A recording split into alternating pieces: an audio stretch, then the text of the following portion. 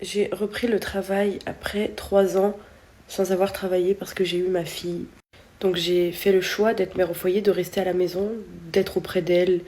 J'ai fait le choix de ne rien vouloir manquer jusqu'à ce qu'elle rentre à l'école. Au début, je suis restée un peu à la maison, j'ai profité de ces moments seuls. Et puis après, c'est vrai que je me suis un peu ennuyée parce que quand on n'a pas d'enfants, on a moins de choses à faire à la maison. Les interactions sociales autres que mes amis et l'extérieur quand je sors me manquaient un peu.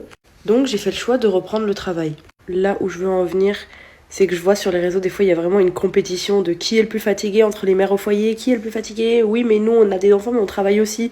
Et maintenant que j'ai fait les deux, donc j'ai été exclusivement mère au foyer en m'occupant seulement de ma maison, de ma fille, de ma famille, en sortant aussi un peu avec mes copines, en faisant ma vie, quoi. Et là, j'ai voulu reprendre le travail simplement parce que j'avais besoin de me changer les idées quand elle était à l'école, de passer le temps. Donc je fais du coup maintenant les deux, je m'occupe de ma fille, enfin, certes, il y a mon mari, il est là, il aide, mais voilà, je travaille aussi, et je vais vous dire la vérité, il n'y a rien de plus fatigant. Vous pourrez dire ce que vous voulez et battez-vous dans les commentaires comme vous voulez.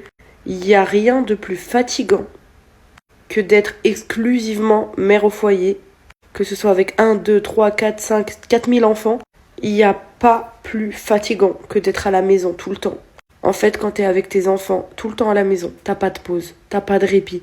Ta journée, elle est comme ça, elle s'arrête pas.